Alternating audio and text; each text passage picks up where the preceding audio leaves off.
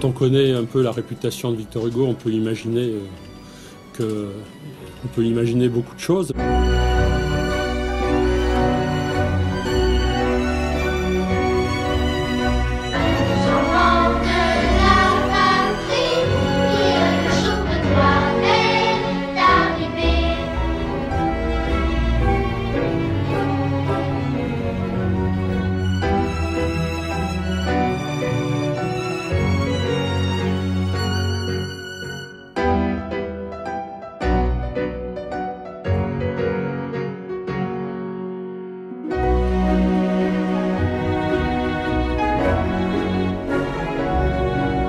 C'est pas non plus très commun qu'il y ait une passionnariat aussi jusqu'au boutiste que Louise Michel, aussi véhémente, que d'avoir des relations constantes avec un homme politique parlementaire, qu'elle exhorte d'ailleurs très souvent à quitter le parlementarisme pour se joindre avec les révoltés.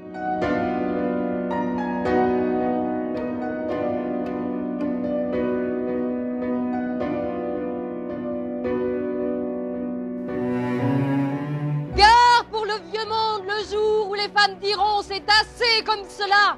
Prenons donc notre place sans la mendier. Les droits politiques sont déjà morts. L'instruction égale. Le travail rétribué à part égale. De manière à ne pas rendre la prostitution le seul état lucratif des femmes.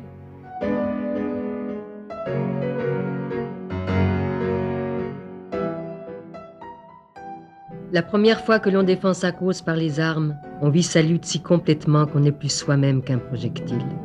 Nous pensions mourir pour la liberté. On était comme soulevés de terre.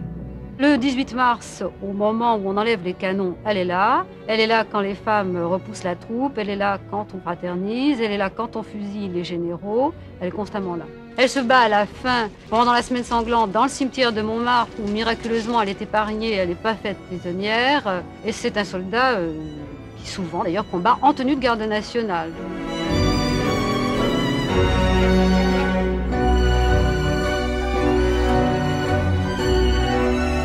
Elle maniait les mots vraiment comme des pistolets. Elle les maniait comme quand elle combattait dans la rue. Le procès se termine en se présentant au juge et en disant « tuez-moi ». Elle s'est comportée comme un soldat tout le temps, mais avec des mots.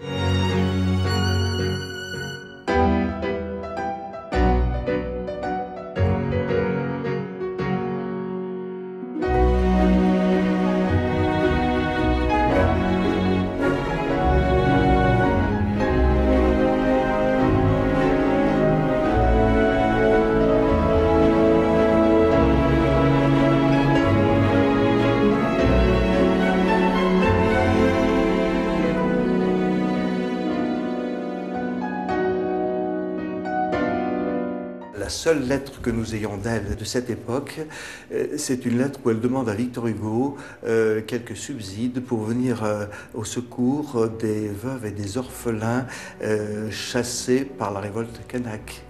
Donc elle pense avant tout aux victimes européennes.